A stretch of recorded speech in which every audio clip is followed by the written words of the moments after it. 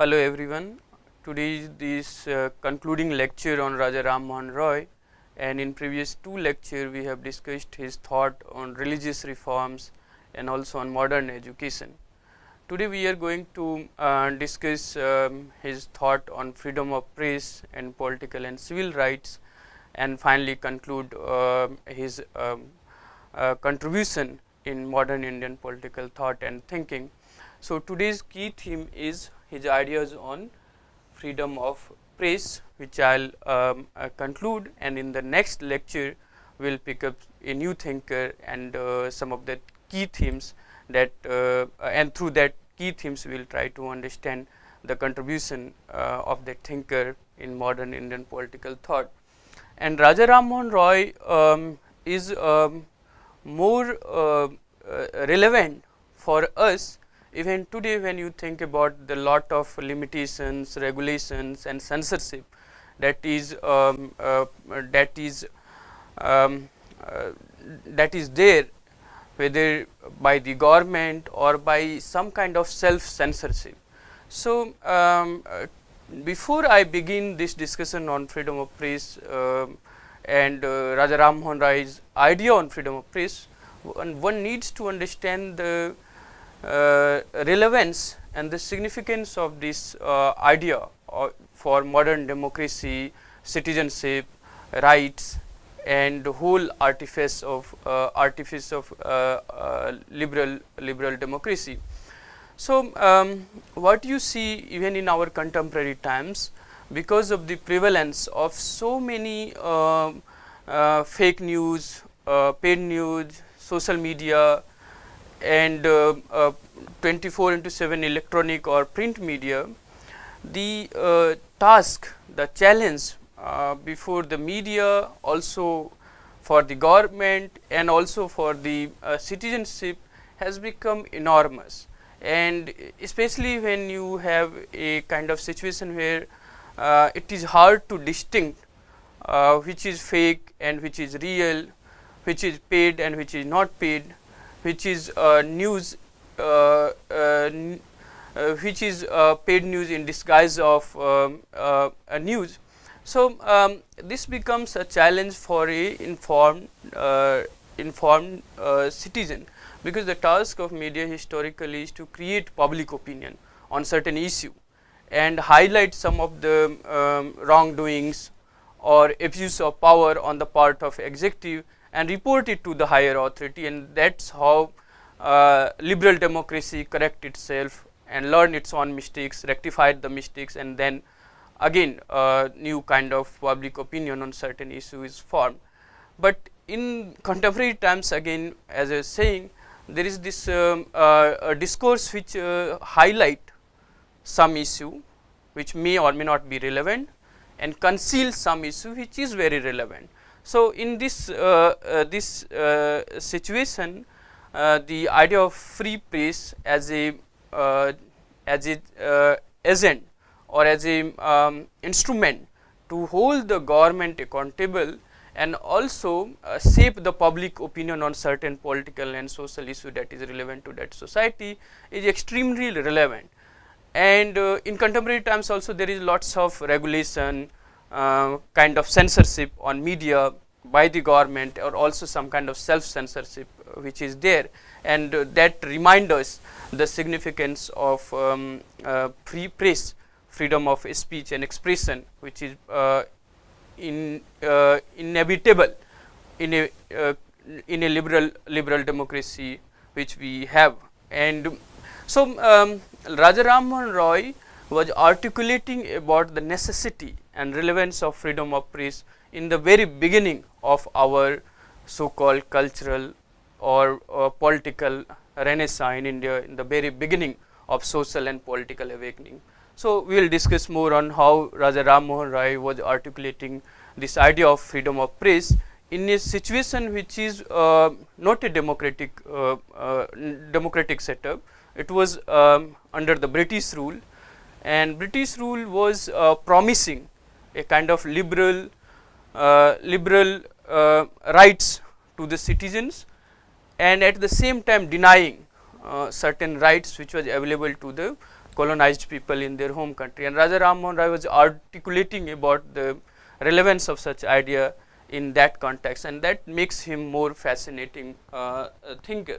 What we find in Raja Rammohan Roy was not just a great social and religious reformers and promoter of modern liberal education, but also someone who is deeply involved in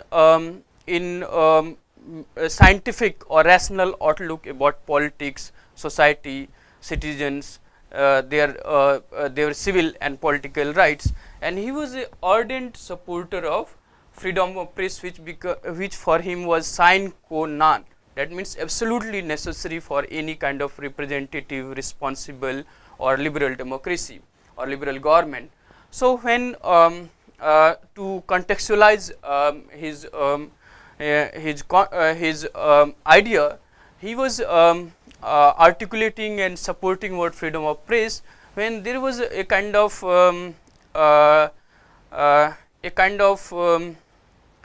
initiative on the part of colonial administrator to promote some kind of native press or printing, which will enable them to represent and articulate their opinion on many issues and express their grievances, and authority will try to readdress such grievances.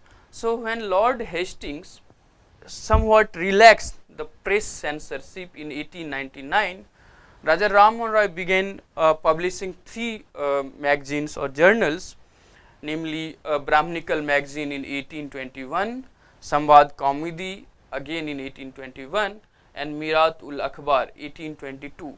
So, Raja Rammohan Roy in a way was someone who grasped the relevance of free press and role of press in shaping public opinion on matters of religion, society, politics, economics, etc. And he utilized such relaxation when Lord Hastings initiated or relaxed some kind of press censorship in 1819. But in 1823, there was a news report published in Calcutta Journal.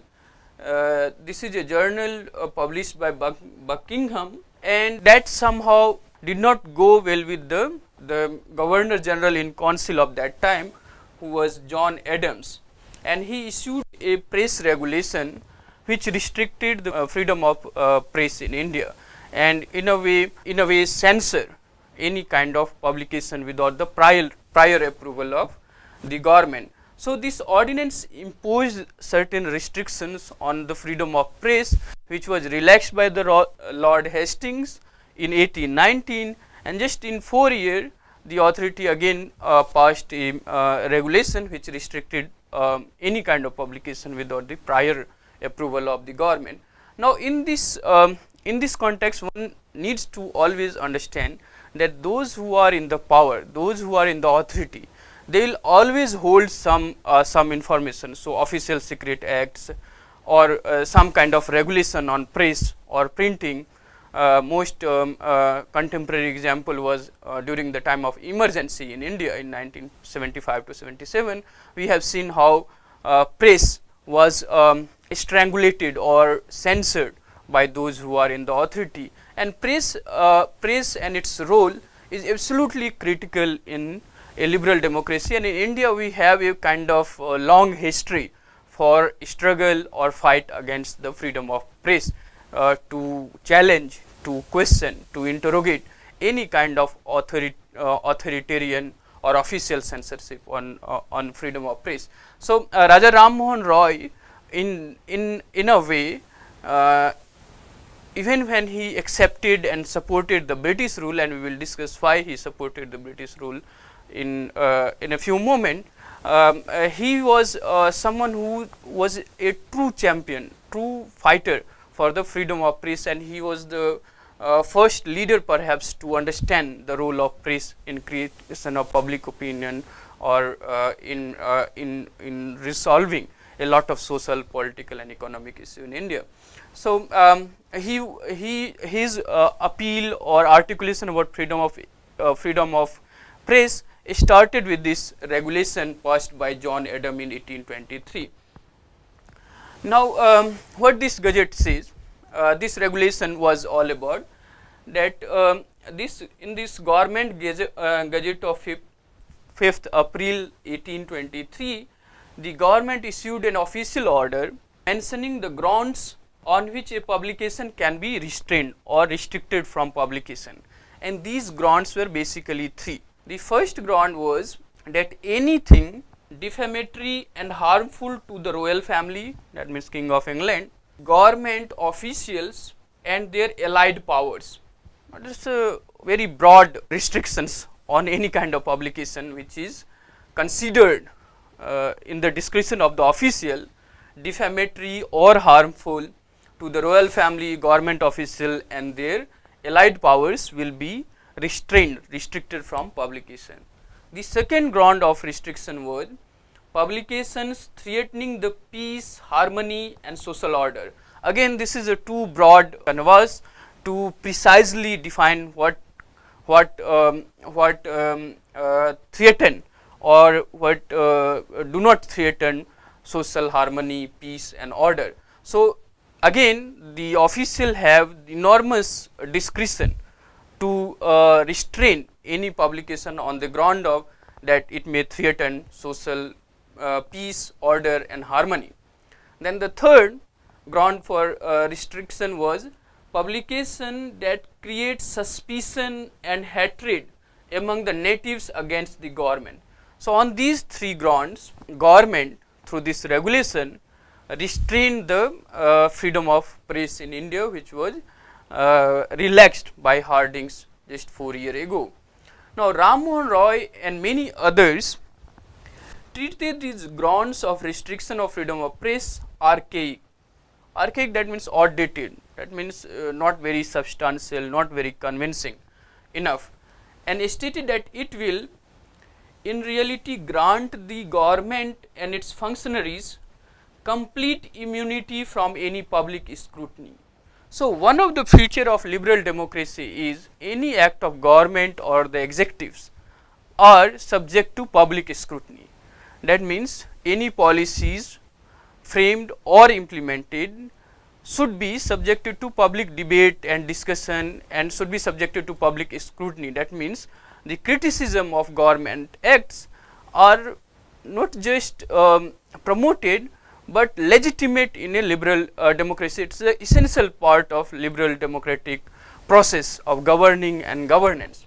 So Raja Rammohan Roy was very quick, and many of his colleagues were quick to understand that this kind of regulation on the freedom of press will in reality give enormous power to the government and its functionaries, complete immunity from any kind of public scrutiny. So any public scrutiny of public government officials and its functionaries can be easily clubbed in any of these three grounds and can be restrained from publication, and that was their objection, and they went to the Supreme Court and then King in the Council, that we will discuss in the next slide.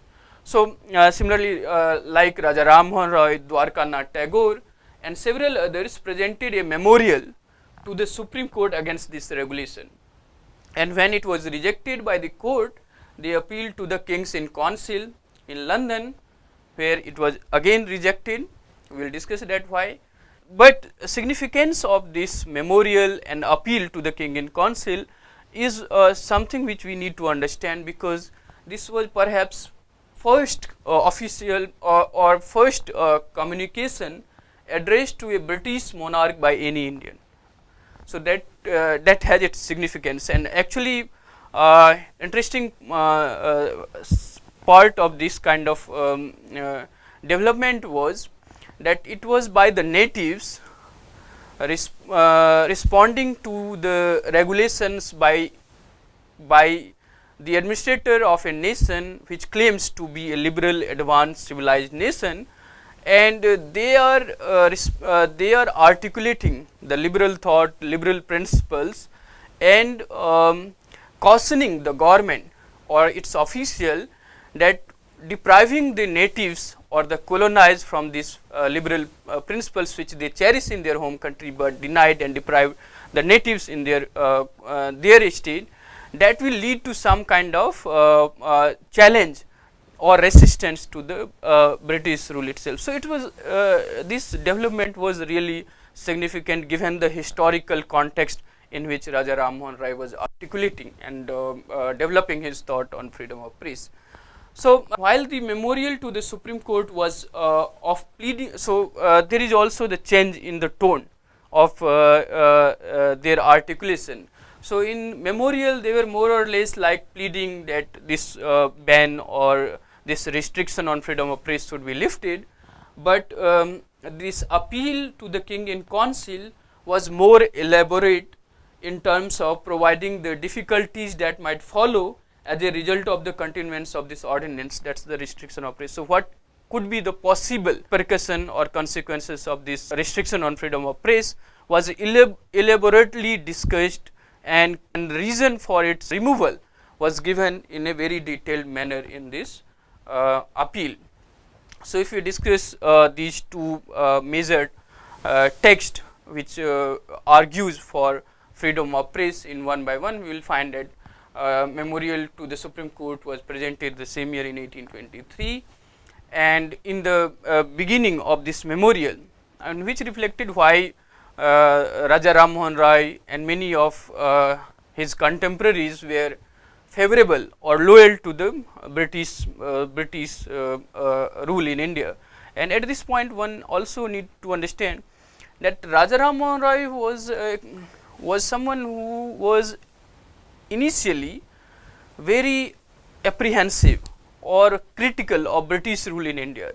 He considered it as a kind of foreign yoke on the shoulder of Indians.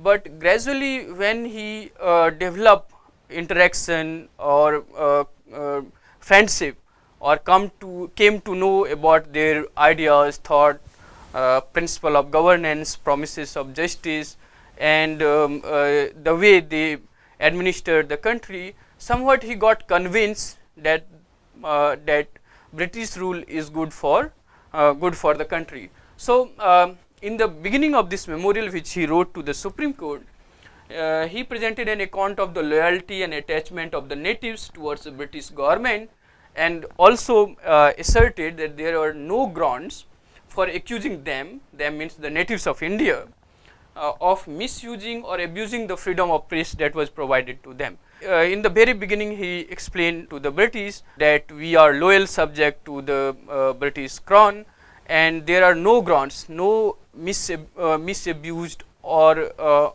abuse of freedom of press that can that a government or British government can accuse the natives of. So he argued that it was the wisdom and liberties displayed by the government, that is the British government, which was the basis of legitimacy of British rule in India. So support or legitimacy of British rule in India, in the opinion of Raja Rammohan Rai and some of his contemporary, was that British rule is based on good intention, and that intention is to bring about social, political and economic transformation in society and improve the material and the mental condition of the Indian subject. So that was the basis for basis of legitimacy for British rule in India, and he viewed printing and publication as the means of free discussion among the natives that could contribute to the improvements of their material as well as the mental condition.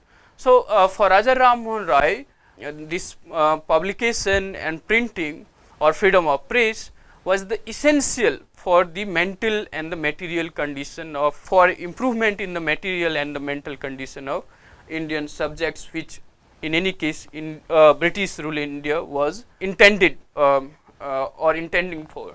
So he argued that due to restriction on freedom of press, translation from both the Eastern languages as well as from the foreign publication will be severely affected. It will subsequently lead to far-reaching consequences on the diffusion of knowledge and mental improvements of the natives. So the other arguments that he provided for freedom of press is that once you have a freedom of press in a country, that will allow you to translate the text from other languages. other Eastern languages, and also from the foreign publications. So the text published in other countries, especially European or American countries, that cannot be translated if you have restriction on the freedom of press.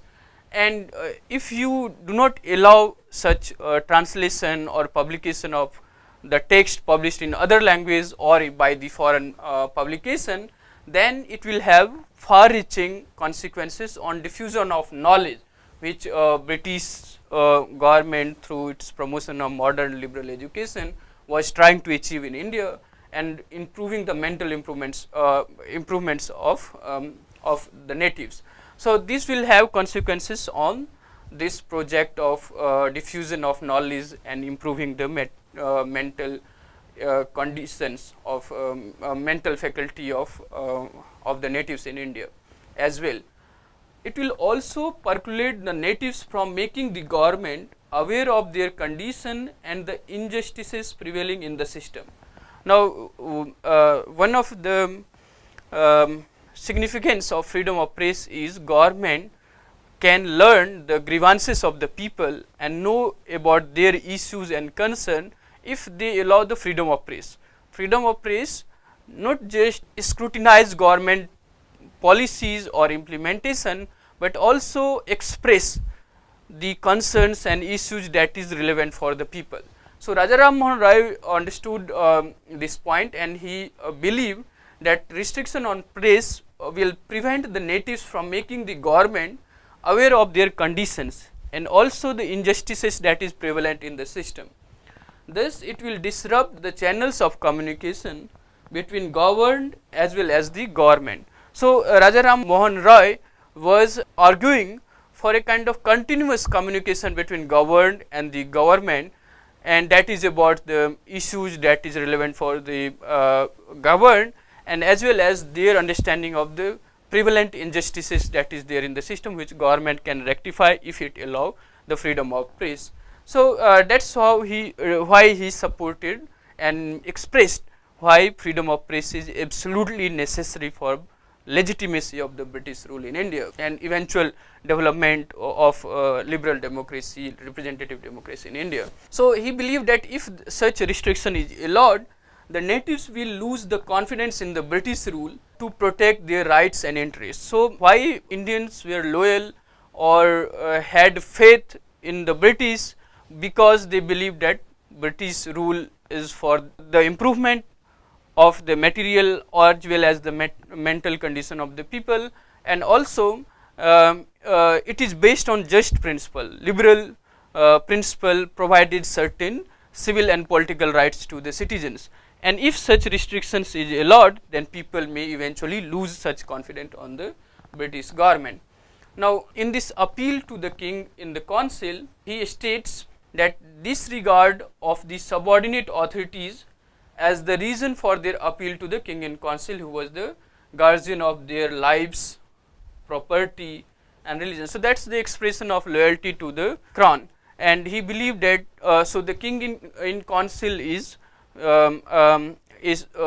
superior or supreme authority to protect or to promote to protect the onslaught on freedom of press or any civil or political rights guaranteed under law, and if it is taken, then the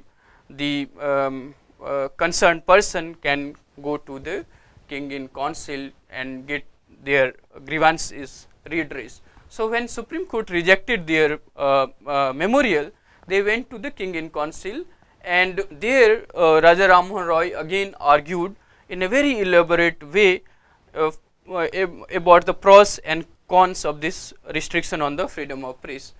He considered in this appeal this ordinance on the restriction of freedom of press as an invasion of their civil rights, and this civil rights is something which Raja Rammohan Roy considered absolutely necessary for the mental development and improvements of individual as well as the community.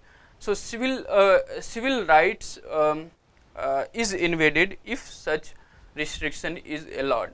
And he stated that enjoyment of civil rights was what distinguished the British from the previous Muhammadan rule in India.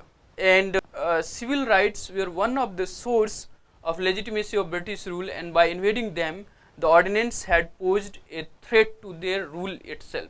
So this civil right is something which is new for the natives, which they did not enjoy during the pre-colonial rule, during the Mughals rule, or in many princely states like Rajputs and Marathas. So civil rights, which is something which is absolutely necessary for the growth of individual, was something they learned, they came to know about from the British, and they considered that this protection of civil rights is something that distinguishes the British rule from the Muhammadan rule in India, and therefore this restriction on freedom of press, which invaded this civil right, ultimately leads and pose a threat to the very legitimacy of the British rule in India, which is the source of legitimacy of British rule. So his defense of British, defense of freedom of press can be better understood from this this quotation, and this quotation is from this appeal to the king in council, where he says that your majesty is well aware that a free press has never yet caused a revolution in any part of the world, because while men can easily represent their grievances arising from the conduct of the local authorities to the supreme government and thus get them redressed, the grounds of discontent that excite revolution are removed. So this is a very powerful articulation in support of freedom of press by Raja Rammohan Roy. So what he basically says is that, and he is in a way reminding or representing before the crown the case for freedom of press, while saying that if existence of free press has never caused revolution in any country. Revolution is something which challenge the existence of a status quo and bring about a rupture from the existing system of control and rule to a new kind of rule. And it happens when the grievances of the people are not redressed by the authority or by the people in the position of power. So he is arguing that a free press has never caused a revolution in any part of the world, because while men can easily represent their grievances, so if you have the free press, then it gives you the platform, the space to represent your grievances against the local authorities. So most of the time it's the lower level of administrative machinery against whom people have a lot of grievances, and if such grievances get a platform to be expressed, and then the superior authority take into account such grievances and rectify those grievances, then it will sustain or it will help in the durability of that rule. So Raja Rammohan Roy is arguing about that thing. So if the grievances is redressed, then it remove any ground for the discontent that excite the revolution. Now where no freedom of press existed and grievances consequently remained unrepresented and unredressed, innumerable revolutions have taken place in all parts of the globe, or if prevented by the armed forces of the government, the people continued ready for insurrection. So he is arguing that when freedom of press is non-existent, then there is no scope for representing the grievances, and once the grievances is underrepresented or unredressed, that lead to innumerable revolution in many parts of the globe, and even if the government suppress such revolution or insurrection against the rule for the time being, people continue to be ready for insurrection in the future when circumstances present so. So, the freedom of press is absolutely necessary for the sustainability or durability of the rule, and it is absolutely critical for a liberal form of government. Now, Roy also presented some other arguments in support of freedom of press. The other support he provided was that many Christian missionaries involved in religious conversion were also promoting or disreputing the native religion, and Raja Rammohan Roy believed that if freedom of press is available to the natives, they can also protect their own faith from this kind of malign propaganda by the missionaries about the religion and faith of the citizens. At this point, one needs to understand also the significance of religion and religious rights in Raja Rammohan Roy. So, we have discussed this in the previous lecture on his ideas on religious reforms. Along with civil, religious rights is absolutely critical for Raja Rammohan Roy, and this is something to do with the historical times in which he was writing or mobilizing the public opinion. And he considered British rule more just because he felt that in comparison to the Muhammadan rule or the Muslim rules, subjects of India feel more secured, not just about their civil rights, but also about their religious rights under the British rule. So, the religion and protection of religion, promotion of one's religion, and of course, he was also aware of the many evil practices in the religion which he wanted to rectify, like Sati Pratha and promotion of women education or abolition of idol worship, etc. So, he wanted to remove those evil practices. At the same time, he was also aware of the worth or the significance of the native religion. So, he believed that if freedom of press is provided to the natives, they can also protect their religion from this kind of malign campaign or propaganda of the Christian missionaries to disrepute their religion.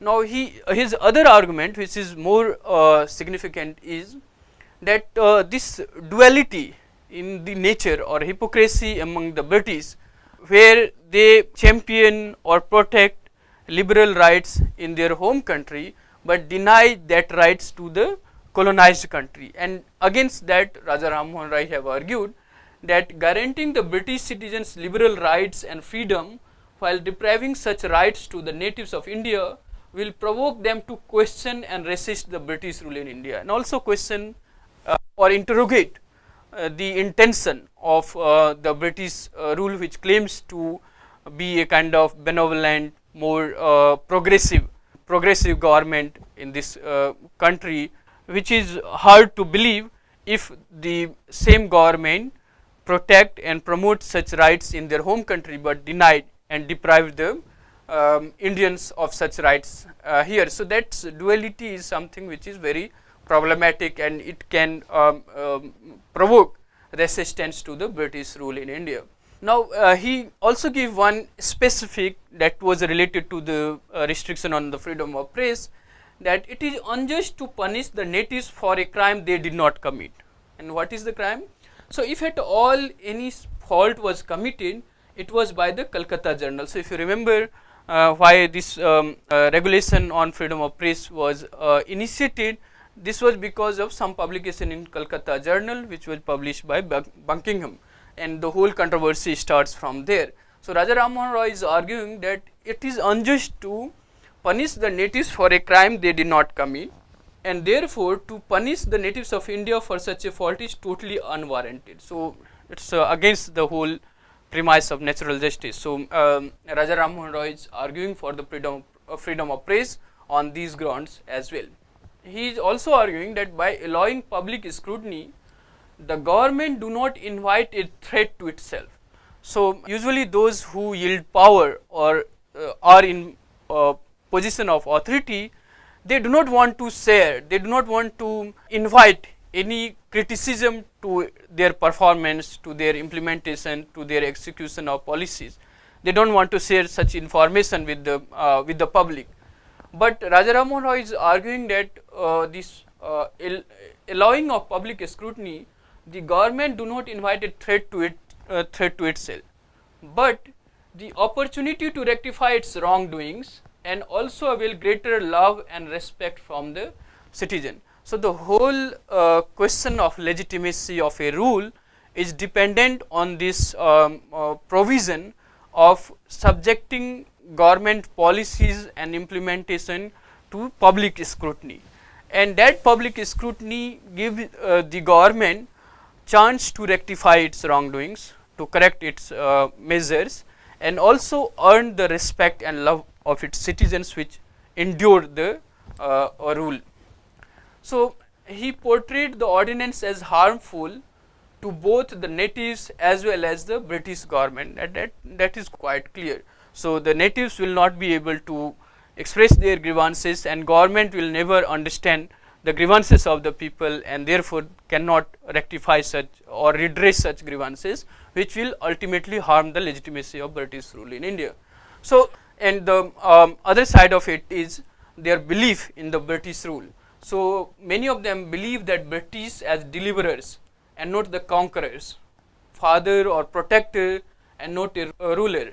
So Roy asked them to repeal the ordinance for the sake of both government and the government. So their expectation of the British rule was that it will champion, or it will protect civil religious rights of the natives and help itself in sustaining its rule in India.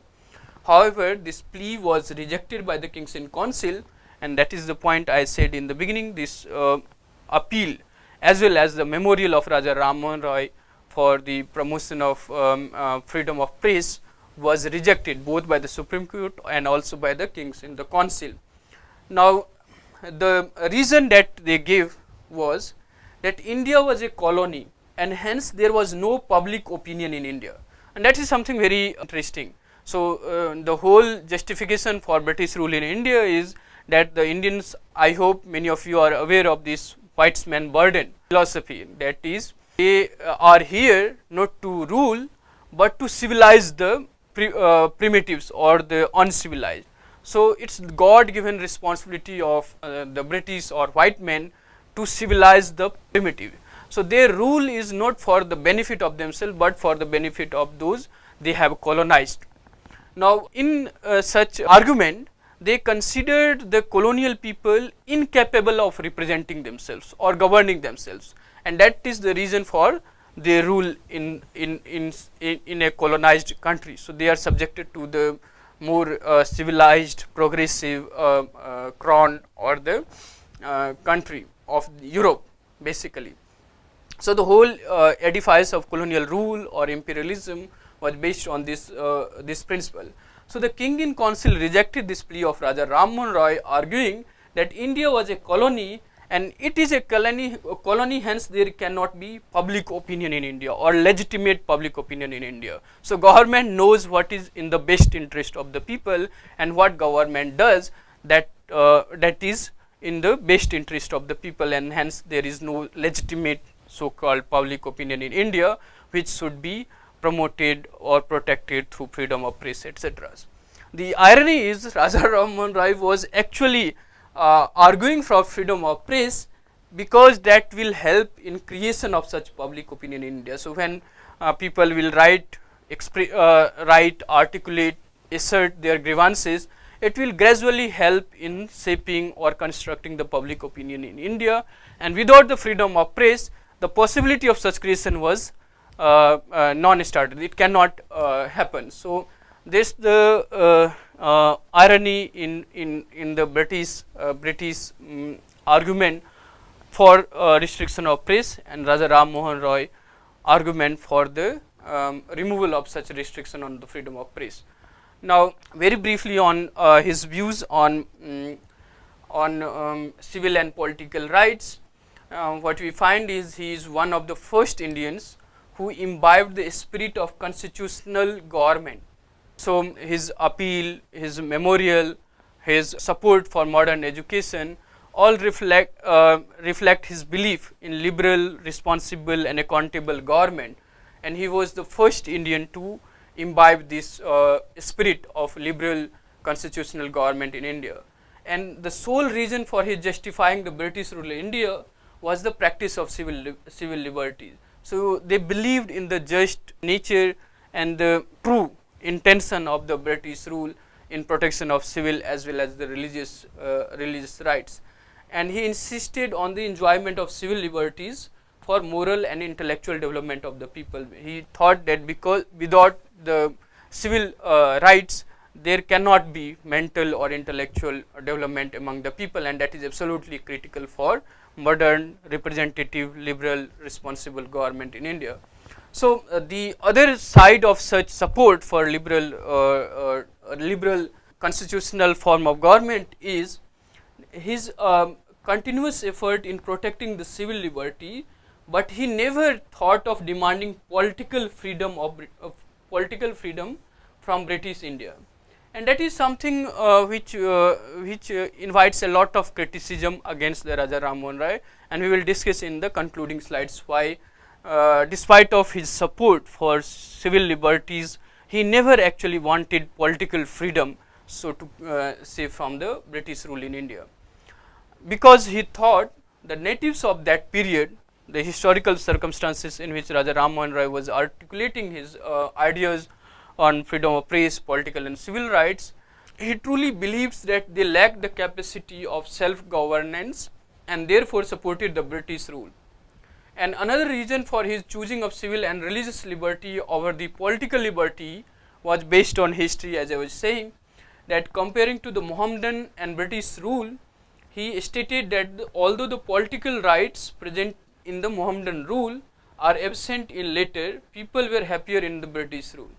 So his argument is basically during the Muhammadan rule, many of the Indians enjoyed superior authority. They had the political rights, which is by and large absent during the colonial times, and yet people were happier in the British rule because of some guarantee or protection of their civil and religious rights, which was plundered or insulted many times by the pre-British rule, including Mohammedans and Rajputs. So Raja Rammohan Roy was arguing for the civil and religious rights over the political liberty and freedom because of the historical circumstances in which people were caught in, and Raja Rammohan Roy was also someone who carried away by such kind of belief in giving priority to civil and religious rights over the political freedom. So according to Roy, it was the availability of civil and religious rights that made British rule more favorable, and that's the point we have just discussed. Now if you look at the criticism against Raja Rammohan Roy, what we find is, and some of the criticism against Roy we have discussed in previous two lectures, especially from his conservative as well as the radical friends like Radhakant Dev and Henry Derazio, where basically about his position on religious reforms and modern education, and we have discussed it in our previous lectures. Roy ideals, the other criticism of Roy is that Roy's ideals of modernity, he want India to modernize, to develop scientific and rational outlook about religion, society, politics, economy, but his ideals of modernity had some basic flaws as it was embedded in the ideals of empire.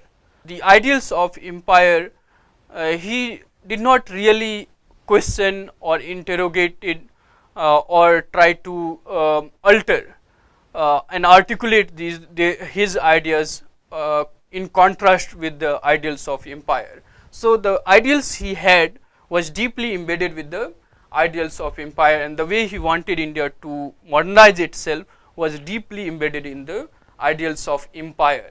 And empire has its own rationale, its own interest, and he fails to understand such interest and ideals, and therefore there is some basic flaws in his ideals of modernity in India.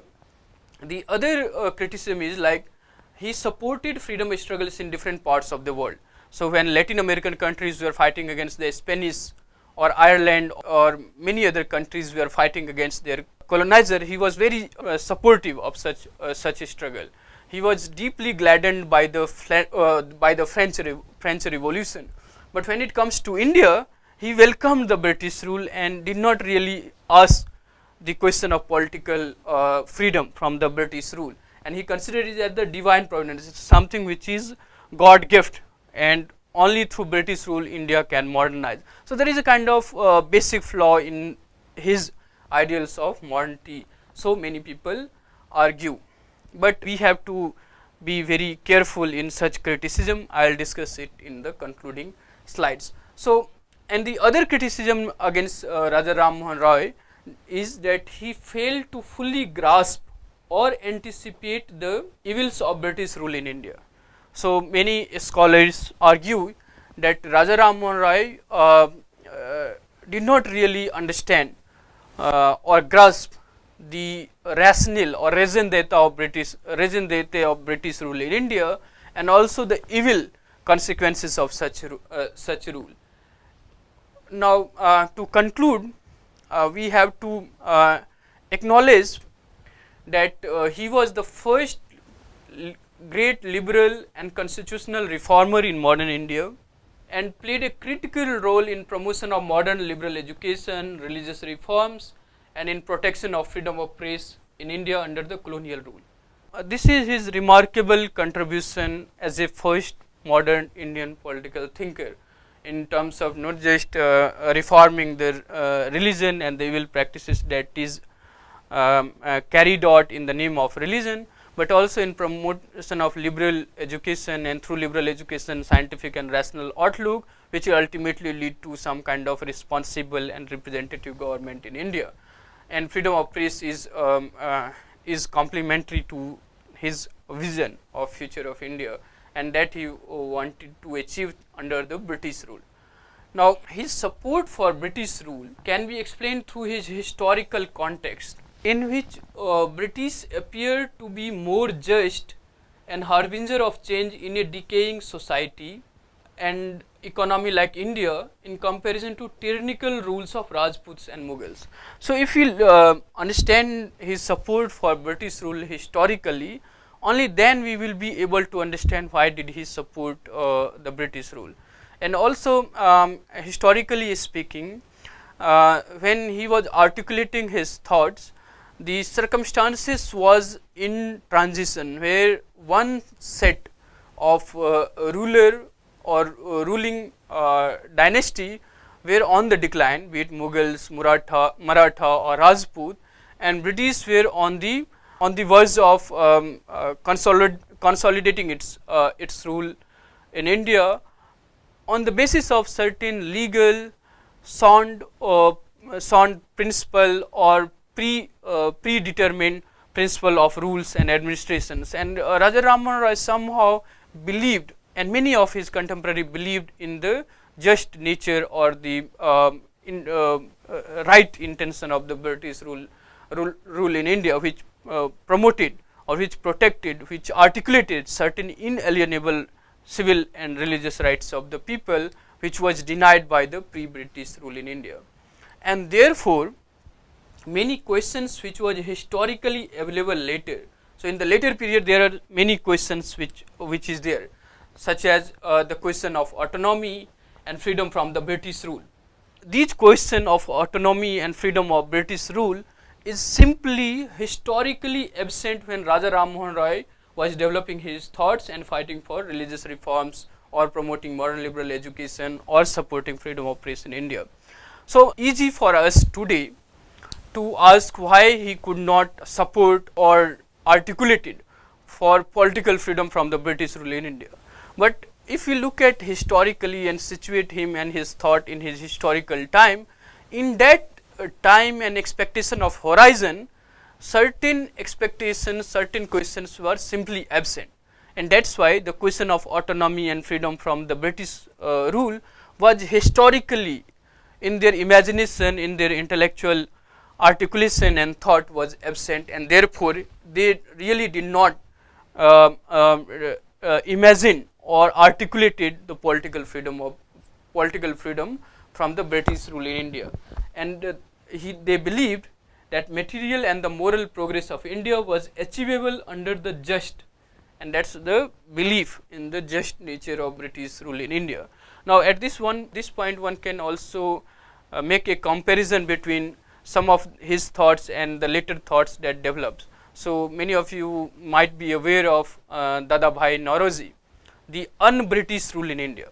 So the question is not against the British or their intention, but the un-Britishness of their rule in India.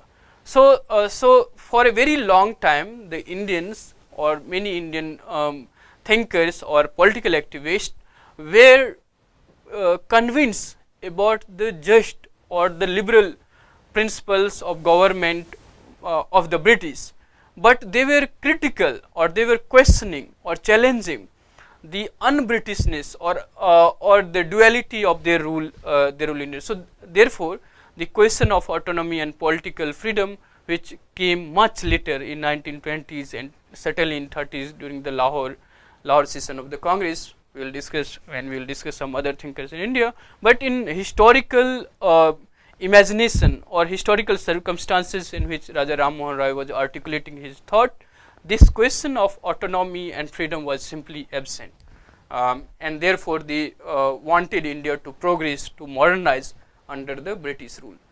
Now the other characteristic of Raja Rammohan Roy was he was willing to accommodate and learn from different traditions, be it Islam, Christianity and Vedantic philosophy of Hinduism, and promoted modern scientific outlooks towards society, religion and politics among his natives. So as we have discussed in our first lecture, Raja Rammohan Roy was a widely read person, knower of a number of languages, almost 10 languages he knew. He can read and write in many languages, and this vast reading and comparative studies enable him to accommodate and learn from different tradition, different intellectual tradition, and have a kind of thought which is accommodative of many good principles or ideas from different intellectual tradition, and that's his broader comparative outlook and enables him to develop in himself, and he promoted it in the